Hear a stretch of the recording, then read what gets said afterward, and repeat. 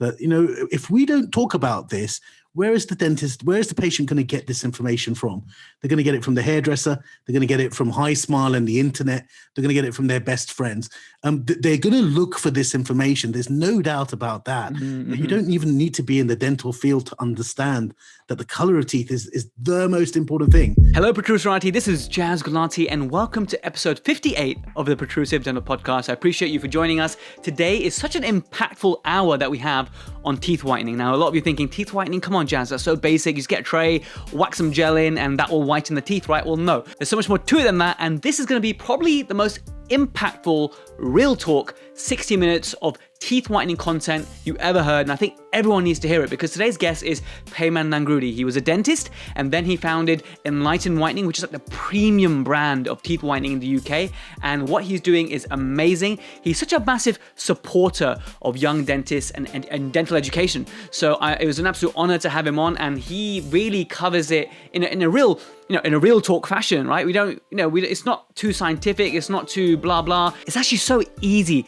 to listen to Payman Nangrudi talk about these things. I hope you enjoy and follow along with great ease. We talk about all the important things that you should know as a practitioner for teeth whitening, like comparing the different tray designs. What might surprise you is that a gel is not a gel is not a gel. So all the gels may not be the same, and we'll look into why that might be the case. How to maximize success by reducing sensitivity, and how and why you should be doing more teeth whitening right now. The protrusive dental pearl I have for this episode is whitening related. Did you know that you could be whitening your patient's teeth during tooth alignment? So a lot of my Invisalign patients will be whitening as they go along. But the magic really happens at the end. Like some of my patients will whiten so well during their aligner phase that there's hardly anything to do at the end. But that's rare. That's when they got all the best enamel and their protocol is really good and everything just aligns. But a lot of patients will need the final teeth whitening at the end in their retainers. But the Vivera retainers by Invisalign, and this is not sponsored by Invisalign or anything, they are fantastic, right? We all know how good Vivera retainers are. And because the seal is so good that Enlighten Whitening actually guarantees a B1 shade if you use their Enlighten Whitening system in Viveras. So the first time I learned that, I was like, whoa, that is crazy, because it speaks volumes about Vivera retainers, but also speaks volumes about Enlighten, the fact that they understand that, hey, it's not just their high quality trays, they respect that there's another system out there in Viveras that will produce a good seal, and that's why with their gel, they're able to guarantee that B1 shade. And sometimes when I told dentists about this, they said, you know where the attachments are? Don't you get like a tan line where the tooth has not whitened? It's just not the case. We know that the teeth whitening gel it goes under the enamel, if you like, and it's not going to leave any patchy areas that didn't whiten. So that's not a concern that I have, and it hasn't been for my patients. But certainly, especially in the retention phase, if you're using Viveras, they make fantastic whitening trays. This episode is sponsored by Enlighten Whitening, and I really appreciate their support for the podcast. Payman is one of the Protruserati, and I'm ever so grateful for that. So it was really great for that reason to have him on as well. And I hope you enjoyed this episode. But I just want to say a few more words about my experience with Enlighten. Everything from the branding to even the courses that they put on with the Mini Smile Makeover has that premium feel, and patients can really sense it when they go on their website for Enlighten Whitening or when they get the packaging, even the trays. When you get the trays from Enlighten, you can tell there's something a level above for their trays. So I just want to say thanks so much to Enlighten for sponsoring the show. Really appreciate it, and I hope you all enjoy this episode. Payman Nangrudi, welcome to the Protrusive Dental Podcast. How are you? I'm very good, man. Thank you very much, Jazz. As one of the Protruserati myself, I'm very proud to be on the show. My favorite podcast, my favorite dental podcast, for sure. That's really awesome to hear, and I really appreciate that. With your what you and Prav are doing with their DLP Dental Leaders podcast is amazing as well. So many great guests you've had on there, international superstars from US here. That's been probably going on for just over a year now with DLP. Yeah, but we talk about this, Jazz. Yeah, Prav's got a 20-man marketing agency. I've got 5 people in my marketing team, and yet you manage to do more on your podcast than we do. Now, let me tell you, they're not all 100% working on our podcast. Yeah, but it goes to show, yeah, that passion is where it's at. you know. I really appreciate that. I have got 2 guys working for me now, though. So Have you? it's out in the open. I now have, thank you, John Ali Media and Paris Khan, who do the sort of the bits on the side for me. So it allows me to have more time with family and stuff, because it's great fun and passion. Before the beginning, it was all me. But then, there comes a point where you need to let others do the work so you can have more time with family and stuff. So yeah, it's a much more automated process now, thankfully. Otherwise, where would I find the time, right? It's one of those crazy things. So I don't know how you guys squeeze it in. You run Enlighten, MSM, and Prav with, not eating or drinking anything for 21 days, yet still doing all the crazy things he does. I don't know where you guys find the time and energy from.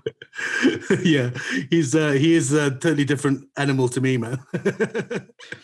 It's just amazing. So look, it's so good to have you on, because I want to talk about teeth whitening, particularly the bits that, when I've done your 1 hour training before, I've used Enlighten before. I've done whitening. I feel I've done more complex cases, as you've seen as well. Some really horrible brown marks I've treated with purely whitening and microabrasion. I used whitening as part of my icon protocols.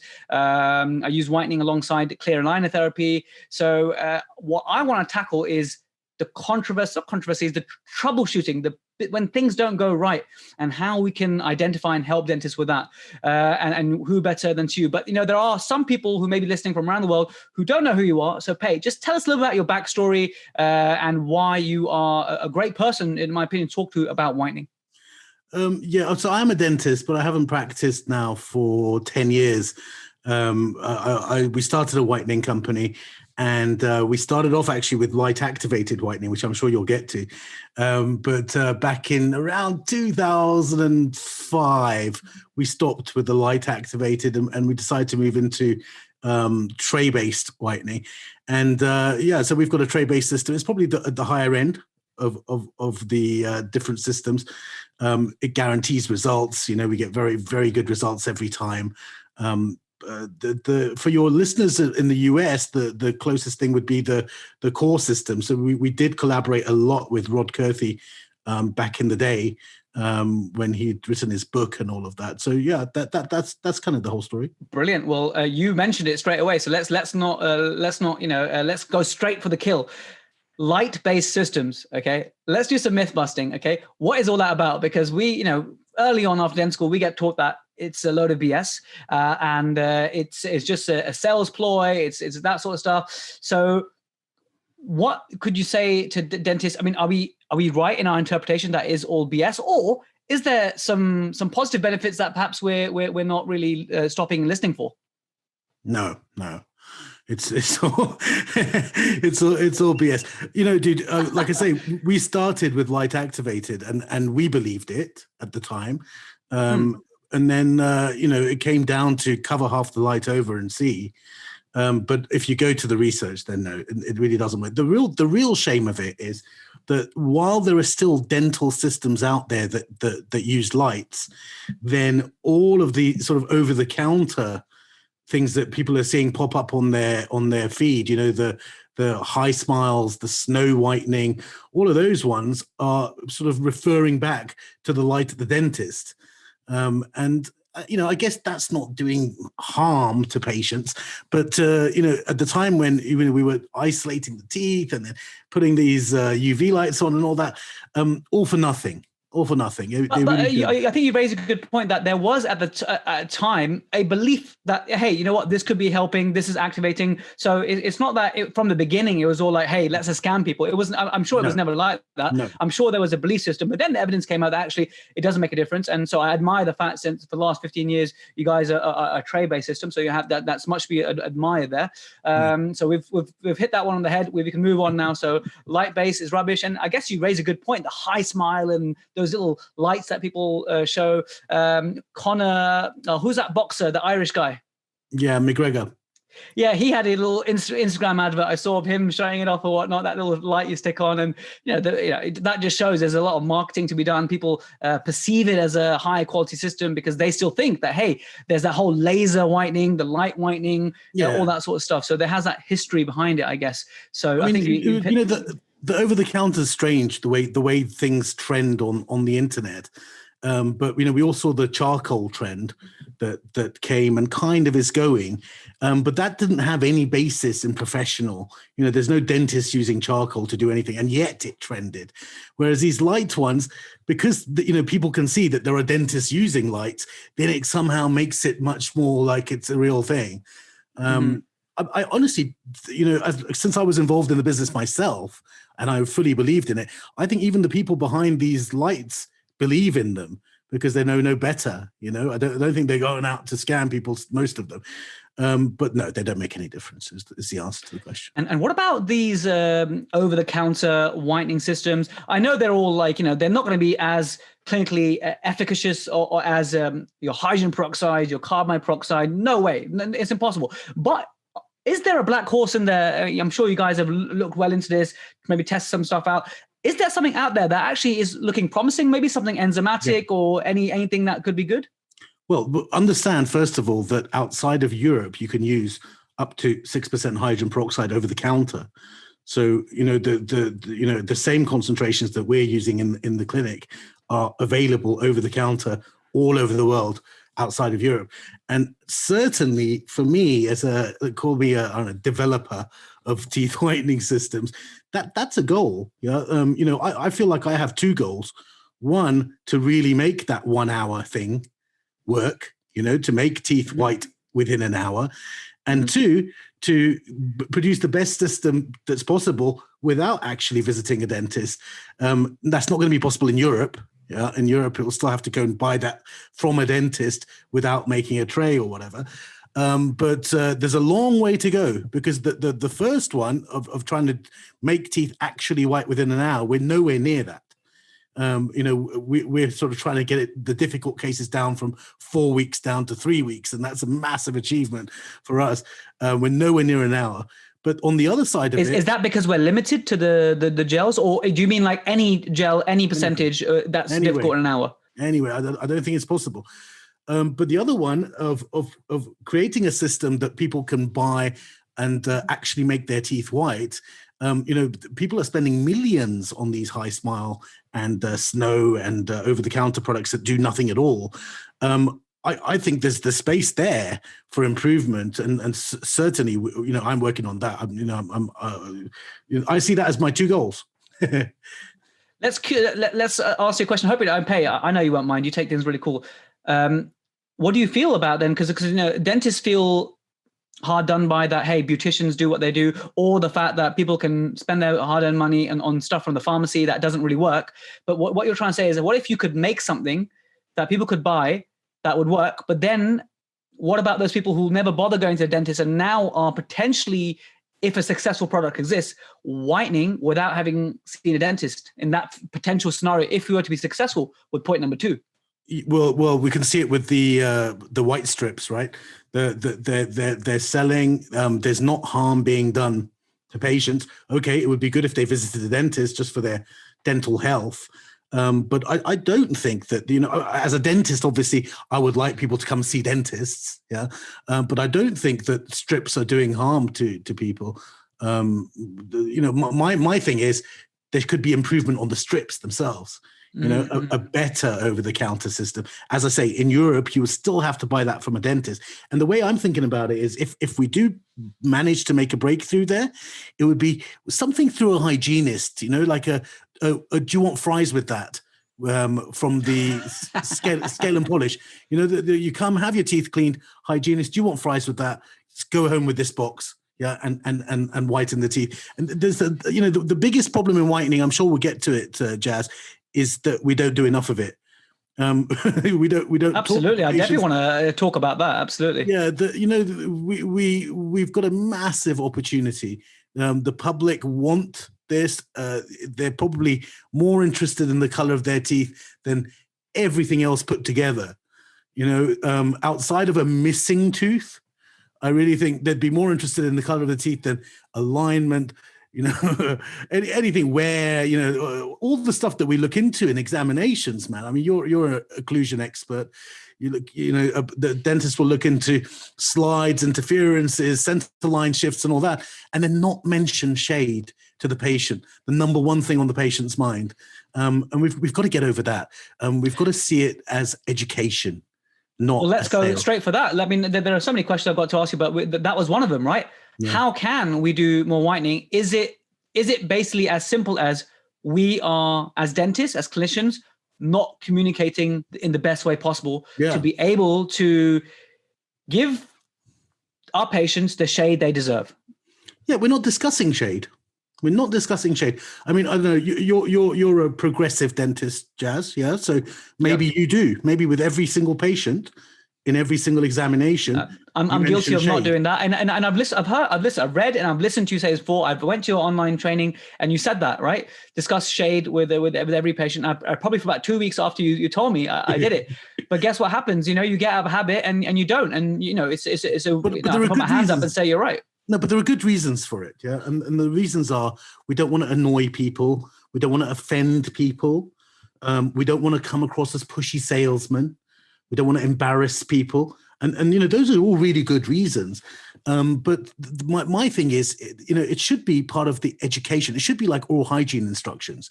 That if we don't talk about this, where is the patient going to get this information from?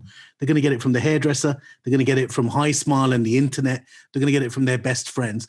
They're going to look for this information. There's no doubt about that. Mm-hmm. You don't even need to be in the dental field to understand that the color of teeth is the most important thing to our patients. And that's the sort of the massive elephant in the room, the disconnect. The most important thing to the patient isn't being talked about by the dentist. And you're so right. You're so right. So what is it? Is it as simple as just taking a photo with a shade tab for every patient and saying, "Hey, you are here on this scale," and then let the patient make the comments, or is it as simple as that? There are different ways. Linda Green she advocates using an A3 shade tab only, and saying, "Look, this is average. You're either average, you're slightly below, you're slightly above," and introducing it that way. For me, the reason why we don't ask lots of patients about it is because there is a type of patient who may get offended, embarrassed, or annoyed. Anecdotally, I would say 1 out of 20 is like that. But we see, pre-COVID, a lot of us would see 20 patients a day. And so that's one a day. And the problem we've got is we don't know which one. We don't know which one it's going to be. Is it going to be the first patient or the third patient or the 8th patient who's going to feel that way? And because of that, we sort of tiptoe around the issue. We don't discuss it anywhere near as much as we should. And then I don't know what you think, but I would think anecdotally that half your patients would be interested in whitening one day, maybe. Yeah. But those guys never get to hear about it. Because we're so worried about that one. And so we've put a process in place in these, our regional centers, the ones where we really focus on those practices, to try and get over this issue. And the way that I've figured about it is for the receptionist to get over this issue. So before the patient even sees the dentist, the receptionist takes permission for shade taking. And she says it in a very simple way. She says, we're going to take shade on all our patients. So no one feels like they're being singled out or embarrassed, or, we're taking shade on all our patients because we've become a whitening center, or because the color of teeth changes. Yeah. The color of teeth change, because we want to monitor that, because we've got whitening offers, whatever it is. As long as there's a because in there, we've done this 140 times now, and we've seen 80% of patients say yes to that. So this is you giving permission to the receptionist to inform the patients that part of their examination will involve a shade analysis. Yeah. And 20% say no to that. And that's super cool. The whole thing is there to filter that 20% out. But then 80% say yes to that, get a piece of paper that then positions the practice as a whitening center. Maybe offers are on there, scheduling, timing. Patient comes in with a piece of paper. Now the patient's asking you for shade taking. There's no excuse. There's no reason not to do it. I've seen dentists go from doing 2 a month to doing 20 a month because of that one change. And there's massive unmet demand for whitening in most practices.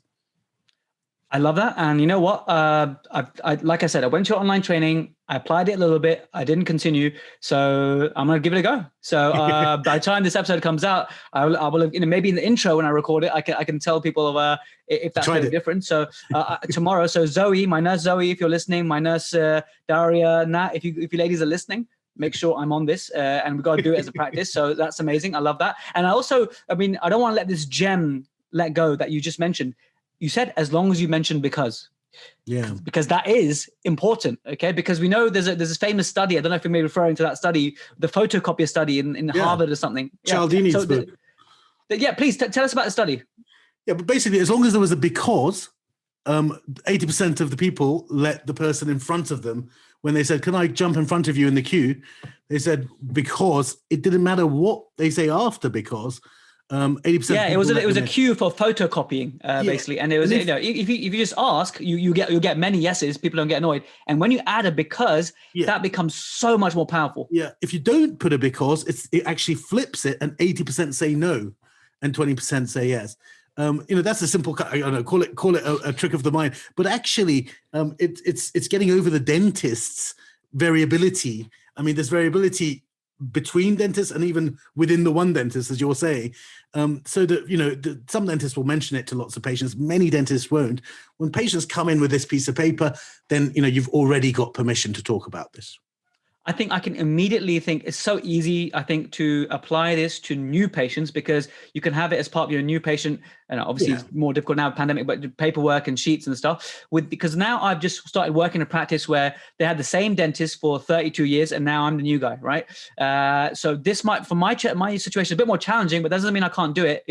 Because they've already seen new changes. We've now got an intraoral scanner. We've got a telly in the room. We're playing to the damn wall now that I'm here. So there's so many changes. I'm sure they can accept one more that, hey, I'm doing a shade analysis because color of teeth change and it's important to keep an eye on this. And they've already used to me taking photos. So let's do it. I will definitely do that. And I think if anyone's listening and you want to do more whitening cases, because let's admit it, whitening is fun to do and patients like it and it's good for the gingiva. I mean, let's be honest, there's health benefits as well. And for root care reasons, there's so many health benefits to discuss in that respect. So I think we can all, Protruserati, crack on and let's see if as a group, we can be doing more whitening. So thanks for sharing those gems. One other thing, but a lot of us do mention whitening when we're doing a treatment plan of some sort. Yeah.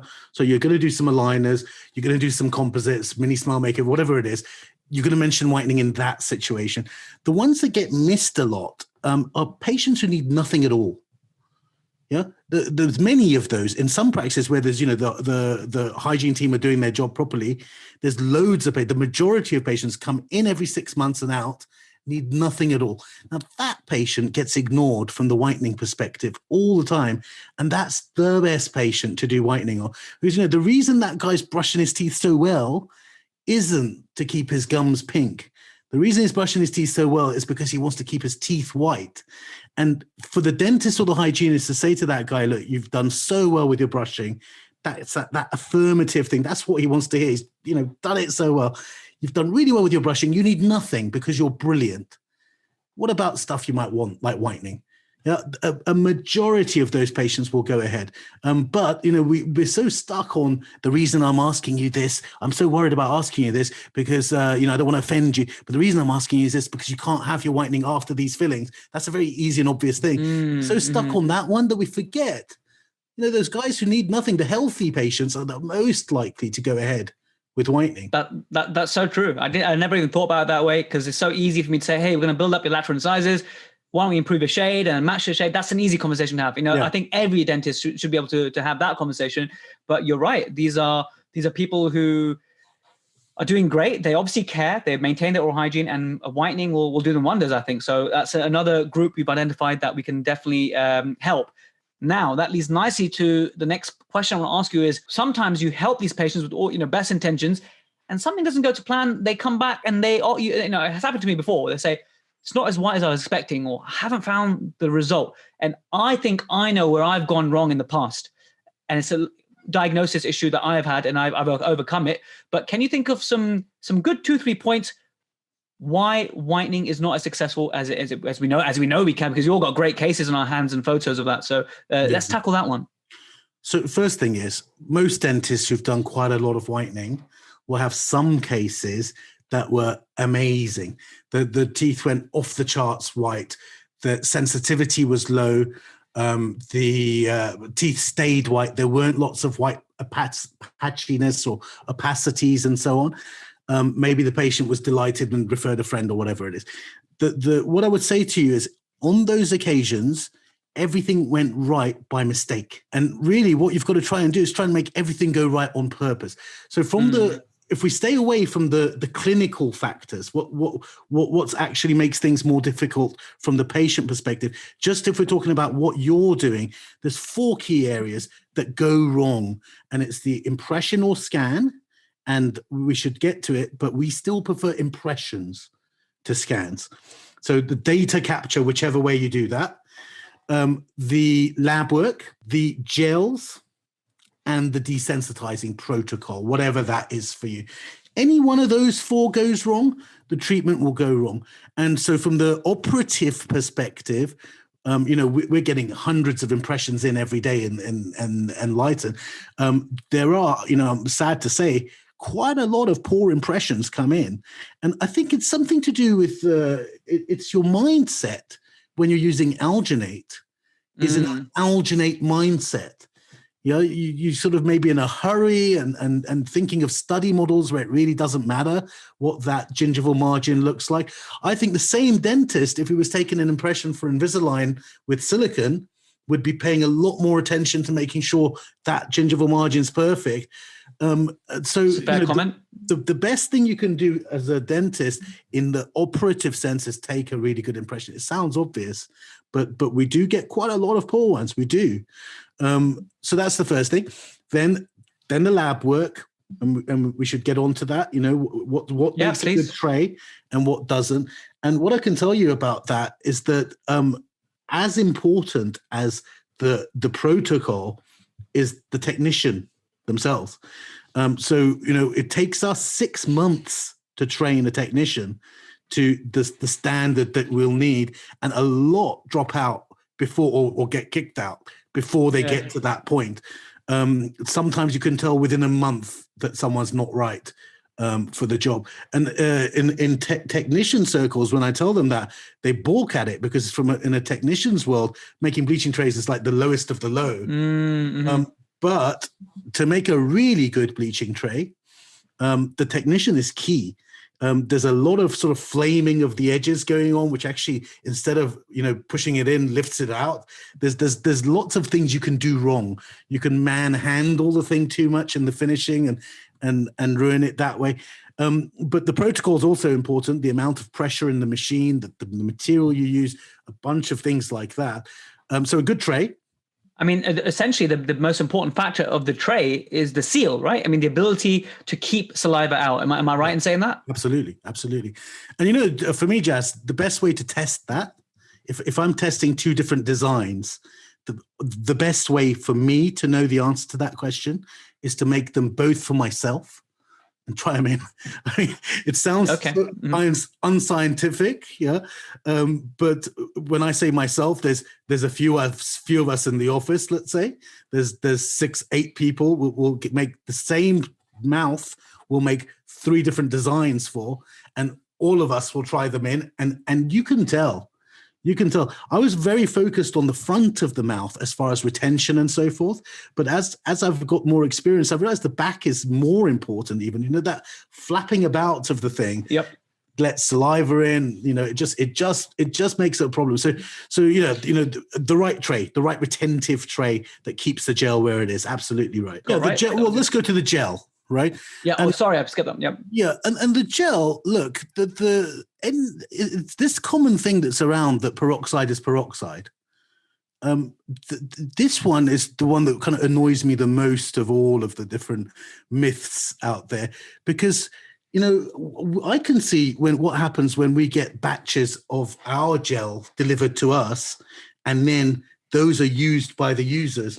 And this is why we changed our whole protocol regarding how short the distance is between the factory and the dentist, because we were finding that near the end of the batch, we were getting problems. We were getting problems with sensitivity and with whitening at the same time. And it's counterintuitive because you think, well, sensitivity is a function of more oxygenation. Yep. And yet we were getting more sensitivity and less whitening at the same time at the end of the batch. And, talk to a bunch of people about it. I'm no chemist, but what I can tell you is that it goes beyond the sort of GCSE chemistry, which is the 2H2O2 goes to 2H2O plus O2 oxygen. It goes beyond that. We're in the sort of the hydroxyl radicals and peroxyl radicals, the oxygen ions, and then there's a hydrogen ion that happens. So as this thing breaks down, it becomes acidic. And it's that acidic nature of a broken down gel which increases sensitivity in the process. So we're very focused on this, that even enlightened gel is different in different parts of the batch. Now we try and really minimize this batch variability by ordering small amounts, using it up, ordering small amounts, using it up. We had a problem over lockdown that some was left over, over that 3-month period, which we had to get rid of. So the idea that Enlighten is the same as Polar, is the same as Boutique, is the same as Zoom, is magnificent, because the viscosities are different. If you've used any number of gels, you should know. I mean, some cause more chalkiness, some cause more sensitivity, some take you to the grayer kind of angle of white, some take you to the yellower angle of white. There's so much variability. It's not even a close. But I think as dentists, we name these things by concentrations, and for that reason, we think it's like 200 milligrams of ibuprofen. This totally stable solid, yeah. Whether you buy it from ibuprofen or from Boots, should be stable. Bleaching, the reason why the thing whitens teeth is that it's a volatile liquid. It breaks down, and it's in that breakdown where the action happens. So the same syringe, 2 syringes are different depending on how you keep them and what you do with them, let alone different brands. It's well, I think that's busted that myth, and I really appreciate it, because I saw a recent. We see these threads all the time, and you exactly what you say on Facebook, whatever. Oh, it's all the same. Wherever you get, it's 6% hydrogen peroxide, right? And it's that mentality that we have. But recently, just 3 days ago, someone said on a Facebook group, "Hey, which is the best etch?" Right. Yeah. And then people were like acid, like as a joke. Right. I think my mate Goss said that, and people liked it, whatnot. But then then my buddy Rajiv, who has also been a guest on his podcast before, he said, listen, it's the same shit, right? It's acid etch, it's 37% phosphoric acid. But then loads of people said, actually, no, have you actually tried the Ultradent one versus this one versus that one? Some are runnier, some are this, and I get a better etch pattern with that. So as you were mentioning that, I was thinking it's a similar but different. But this chemistry is different. We all accept it with composites, right? We all have our favorite composites, but they're all got the BIS GMA, the glass filler, the silane coupler, and all the, if you want to talk about the ingredients of them, they're basically the same. But we all agree, hopefully, that no offense, composite is different to hopefully. I might beep that one out. Just want to. Yeah, sorry. I'll beat that one out. So no offense to unnamed composite brand. And then the last one was you're going over the 4 things where it's so important to get right. Sensitivity. So sensitivity. Tell us about what's the best way to manage sensitivity. Yeah. So one important thing is that I'm preoccupied by improving the tray. Yeah. Now, as you improve the tray, you keep the gel against the tooth for longer. That makes whitening better, but that does increase sensitivity. And every time we've improved the tray, we're waiting for a problem with sensitivity. We've done it enough times now that is the case. Sensitivity is a common side effect. Now, from our perspective, we like external desensitizers that are not in the gel. And we have the absolute bare minimum of desensitizer within the gel. It's actually doing an opaquing of the teeth. That's there for a different reason. But we desensitize externally. What that means is you can target your desensitizing at, let's say, exposed dentine, for instance. But it also means it's almost like the way I think of it is, that famous thing about shampoo and conditioner. one's doing one thing, the condition is doing the opposite thing. It's a similar thing. The gel is kind of opening the tooth up. The desensitizer is kind of closing the tooth, and having them within the same format. You can't optimize on both, is the way I think of it. So we do use external desensitizers. We have a dentist applied one and a patient applied one and a desensitizing toothpaste.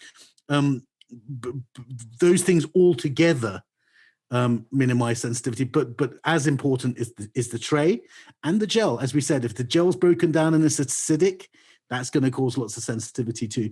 I mean, it goes without saying that the patients I found who have struggled to get on with whitening due to sensitivity, they're sort of doing 1 day and then 2 days off, then 1 day, 2 days off, and then eventually they get bored and they only really get 1 week's worth of whitening in. And then they're the ones later on is like, oh yeah, I tried whitening once. It was okay. It wasn't as good as I expected. It's because they weren't able to be consistent and get enough whitening time in. Why? Because sensitivity. So that's an obvious one, obviously, that needs to be managed so that you can get the optimum whitening response. A lot of times we'll blame the patient in that situation, right? And it's an attractive idea that compliance is the patient's responsibility. It sounds like it should be, right? The patient's not complying, but compliance is definitely sensitivity related. If you can manage sensitivity properly, you'll get compliance. There's that's a key thing. And you've got to manage sensitivity. We've got to anyway. I mean, as a dentist, all right, you might treat 100 patients. We're treating thousands of patients. It's important for us to be able to manage sensitivity. As I say, it's linked to all the different parts of it. It's the kind of the one that goes wrong when everything else goes right. A perfect impression, a perfect tray, a perfect gel means you're going to have these high concentrations for long periods. Sensitivity goes up. So you've got to manage sensitivity as well. I'm surprised you didn't mention 3 other things, which I was thinking that you would mention in what makes effective whitening and helps you to reduce those patients who are left unhappy. And those 3 for me are 2 are diagnosis related, 1 is communication related. So one diagnosis related for me is parafunctional patients, nocturnal parafunction. Surely they should be having the daytime hydrogen peroxide and not the carbamide peroxide. Your views on that? So certainly, look, parafunction is by far the biggest problem, but I was focusing on system related issues. So let's get to the patient. From the patient, there are 6 things, but by far the most important one is parafunction. We still prefer carbamide over hydrogen peroxide, even for daytime bleaching. Okay, for daytime, right. And we still go for nighttime first for 2 weeks. If it's not working, switch to daytime, simply because an hour during the day is different to an hour at night, as far as muscle movement, saliva production. I mean, it's a drier mouth, absolutely. Yeah. Obviously, in parafunction, you've got more muscle movements at night, but it's difficult to diagnose always the pattern of parafunction. You're the expert, right? And it's one of those things that I would say 3/4 of whitening issues, once you fix the other part, the impression, the tray, the gel, and the desensitizing, 3/4 of problems are sensitive, bruxism or parafunction related. And when you're examining your patient, number 1 on your question list should be, is this patient a bruxist? Yes or no? That by far the most important variable as far as the patient factors. The second one, in terms of you asking the patient? Well, you asking yourself. Yeah. Because yes, absolutely. Because the patient, I was going to say, the patient's completely unreliable. They're oblivious. Yeah. But you're spot on. So as a dentist, you should be identifying the wear facets and also looking whether it's active. Look at the tongue. Those masseters, that sort of stuff. Oh, absolutely. Muscle tone. So you're completely right. And I've been asking people that what percentage of the population brux. You must have the answer here. I think 10%, all the time. Yeah. But the people I've been asking Raj Alawalia what he thought about it. He said 100% some of the time. Yeah. And so I completely agree with Raj. So it's really interesting, dude, because, there could be a patient who's shown no history of parafunction, going through a crisis and then bleaching the teeth during that crisis is then grinding their teeth.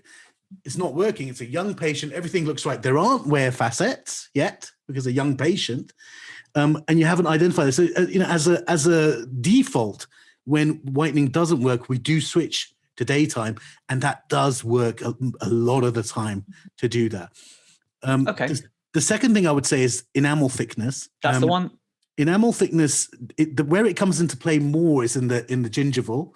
And you know, by far the most common complaint in whitening is the neck isn't as white as the tip, or the canine's not as white as the lateral. That's the other one, and we'll get to the canine later. But the neck isn't as white as the tip.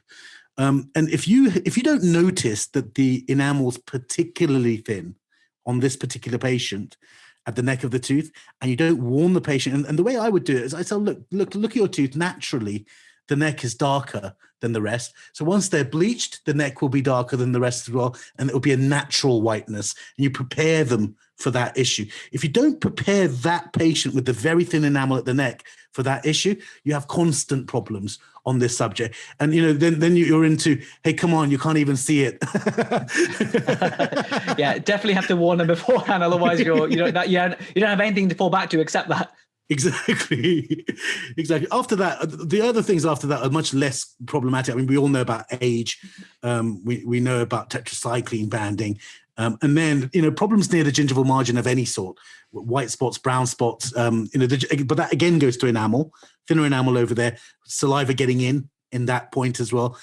So that's it. Those are the things. One thing I want to cover for sure in this episode, because there might be dentists out there who do whitening, who carry out whitening, but they don't take photos. And I don't know if you find it hard to believe or you find it easy to believe, because you know everyone who whitens, I suppose. What percentage of dentists do you think are doing whitening but are not taking photos? Because it seems ridiculous to me. A good percentage. It's crazy. A bad percentage. Yeah, especially in the current climate. I just don't get it, because I've had so many patients before who I've whitened for, and they've literally said to me, hey, I think my whitening caused recession. And it's just because they've noticed it now that they're paying so much more attention. Or they say that, you know what, it hasn't worked. And I show them their photo, and one of my pet peeves is seeing photos on Instagram where there's before and after whitening, but not only are the teeth whiter, the skin is whiter, the lips are a different shade, everything's gone whiter. That's my hack I can give to dentists is to use manual flash, not ETTL, when you're doing a whitening cases, because if you use ETTL with the whiter substrate, it's still difficult to get right. It's still, the thing is with you, Jazz, you take it for granted that everyone can take photos. Probably you take it for granted that everyone can use rubber dam. Yeah, but that's not the case. Yeah. By the way, when I was a dentist, I have trouble keeping still with a camera, with one hand and all that, and then I saw Minesh, I see Dipesh, right? They pick it up, just one hand, it's just completely still. Not everyone can take photo, man. That's a really important factor. But nowadays with the phone, but I mean, medical legally, put that aside, but just sort of managing patient expectations, because you do get those patients who feel as though they haven't had a good whitening effect, but they generally just don't. Patients often forget where they're coming from, and they often have to be reminded, you were actually here before. Yeah, although Linda talks about and Van Hayward talks about the bleaching the top arch and not the bottom arch to show them this. For me, if you've got to do that, then you're really not whitening teeth enough. You know, the teeth need to go whiter than for you to have to prove it that way.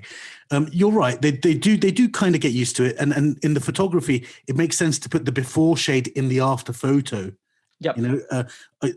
Our normal thing is to say, what's the shade now? I'm going to put that shade in it. And you do need to do that. But to put the before shade in the after photo to show the patient how far it's come from that original point makes a lot of sense as well. Absolutely. And something I've been doing. Good to know. So that's a great little tip there. Pete, you've answered all my questions. So the last thing I want to know is, what message do you want to give to everyone out there about anything that annoys you that dentists could be doing better with teeth whitening tomorrow? The communication message, really. I really, really do believe that we could all be doing a lot more whitening. I mean, I can be selfish about it, dude, and say it's, to do with the company. Yeah, and don't get me wrong, it helps the company. It's much easier for us to have all our users double their whitening than to find another set of users, double the number of users. But the reason I say it is that our patients are super interested in it. We're the experts in this area, and we've got this issue around embarrassment. And your patients are not going to ask you for it. Some will. But you need the information. You need to understand what it is you're asking for before you can ask. I mean, I'm getting these. I'm not getting because I'm not suitable, but I'm looking for laser eye treatment. Yeah. And, okay. I was amazed by how little I understand about, is it harmful? Isn't it? Is it reversible? Isn't it? Is the surgeon the key point, or is the system the key point? Unfortunately, when a brand gets stronger, like for instance, like Invisalign, people start going after the system, and we all know that the dentist is even more important than the system. So is that which laser is right? Should I go for expensive or cheap? Which way should I go? All of that. What are the risks? Yeah. How much does it cost? I didn't know any of this stuff. Yeah. So the idea that your patient knows, I mean, unfortunately for me, most dentists don't know the difference between Enlighten and normal. It's true. I'm not doing my job right. Yeah. But most dentists don't know that difference. And so the idea that your patient will come out and ask you, it's not in the culture in the UK for the patient to come out and ask you. The patient comes and asks you for an examination, the vast majority. A tiny minority of dentists mention shade in that examination. That tiny minority end up doing a lot. Not anymore, because the Protrusive artery are going to get on it and talk about shade. Because I doubt there's any dentist listening to this right now who doesn't want to do more whitening. It's impossible, unless you just only make complete dentures, and even then you're prescribing whiter teeth on your dentures. So there's no dentist out there who wouldn't benefit from having that communication aspect. It's just an interesting point you mentioned, actually, that so many patients that I do have that conversation with now and again about whitening, where they didn't mention it to me, but I just think, it would be good to speak to them about whitening. And so many of the things, doesn't that damage your enamel? So these are just misconceptions that a lot of patients have. It's a generational thing, or I don't know what, but to them, it's almost like a dirty thing. Like it's damaging. They see, Katie Price's teeth on TV all hacked, and they think, somehow that's associated with whitening. It's almost a magic chemical, hydrogen peroxide. Yeah, it's good for the gums. It's produced in the body. It's not like like compare it to something like Botox, right? And sticking a poison in your face. It's a whole different.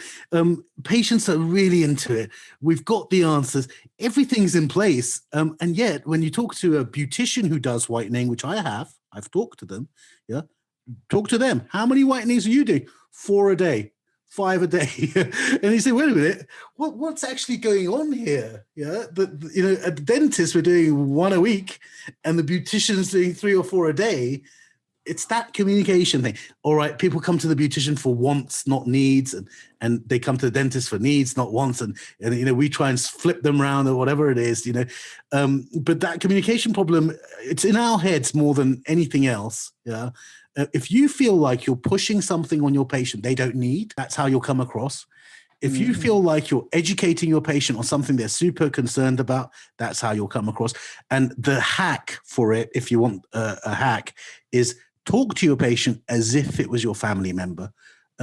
If they look like your mother, not physically, but age and sex wise, if they look like that person, your sister, your mother, your daughter, your friend, talk to them as if they are your family. When it comes to this particularly, it's kind of like the daughter test, but in kind of in communication, yeah. Because hopefully you're not going to be selling this hard at your family. If your family member comes in and say, "Hey, you ever thought of whitening them? We've got this amazing thing that does it. That doesn't hurt. That doesn't harm." That's a nice hack. Think of it that way. Thank you so much, Pei. And listen, a few episodes ago, I did give one of the pearls to check out your 1 hour training online. And now you can go to protrusive.co.uk/enlighten. It will take you straight to your page to get the 1 hour training. So yeah, a little bit of geekiness in the background, but I'm hoping a lot of people have jumped on to learn. I mean, a lot of the points you actually covered in this podcast, and I really appreciate that. But there are a few more things that you go over, a bit more about branding and how to get the team on board as well, which is so important. So that's great. But is there anything else that you'd like to where can people, maybe if they've never tried Enlighten before, how they even book their first case? Well, just do that training. So either through your link, there's enlightenonlinetraining.com. And by the way, the majority of people who have that training don't end up becoming Enlighten users. It's a useful bit of CPD anyway. Whether or not you end up doing Enlighten, you'll improve whitening, I think, by coming on that course. But I honestly mean it. It's a real honor that you asked me on this because I really love your show, and I feel really like honored that you've actually asked. Thank you so much, man. But it was a great. I mean, look, an hour almost went like that, and I feel as though we have just a normal organic chat. And I probed you a little bit, twisted your arm a little bit. We said a few things about some people maybe we shouldn't have. Who knows? We'll try and bleep those bits out where we can. But hey, it was a very real chat, and I do feel dentists, particularly young dentists, will gain a lot of that. I mean, I'll be honest with you, they don't teach us anything about whitening at dental school, like nothing. I don't know how much you know about that, but they don't teach us back when I qualified, back when I was only 7 years ago, but they didn't teach us anything. I didn't do a single whitening case during dental school, and then you suddenly come out and you think, hang on a minute, so you just ask your principal. So I just order a whitening tray and some gel, and you sort of make it up as you go along. It goes back to that legacy that, it was illegal for that period until 2012. So dental schools just stayed away from it. I think that's where the reason. Also, dental schools are very slow, to include new things. Hopefully they're talking about scanning now. I don't know. Did they mention scanning? No, it was still before. Definitely not then. But I'm hearing some promising things that some dental schools are starting to introduce that. But again, like you said, it's going to be a slow movement. Big establishments, universities, they're going to be. They're both pioneering, but on a research scale. But in terms of actual students and stuff using it is a bit far behind. But anyway, if you're a young dentist, fresh out of dental school, or if you're a dental student listening to this, you will have learned so much about teeth whitening and what makes teeth whitening effective, and loads of communication gems. So Pei, thank you so much for sharing those with us. Really, thank you, man. Really, thank you for your infectious enthusiasm. But anyone who can make me listen to 4 podcasts on splints. Oh my God, I can't believe you listened to those. I did. I appreciate that. Thank you. You're really one of the best teachers out there, buddy. And don't get it wrong. You're an educator, and if this is what going forward education might be like this, yeah. So really wonderful. Really one of the few people who makes me want to pick up my drill again. That's an honor. Thank you so much, Pei. Cheers. Thank you so much for listening all the way to the end. I told you it would be a very impactful episode. I hope you went away with lots of new knowledge and lots of confirmation of ideas that you already probably had. Peiman's a great speaker. It's so easy to listen to and speak to. So he was a great guest. Peiman, thanks so much for listening all the way to the end as well. I really appreciate you as well. So guys, the next episode is also going to blow your mind. It's Nick Sethi on ceramic onlays. Like, he does not hold anything back. It's just an absolute jam-packed episode, a bit like Prof. Paul Tipton when he gave every sentence was a pearl on fixed movable bridges in that episode. Nick Sethi is one not to be missed as well. So catch you next week, same time, same place.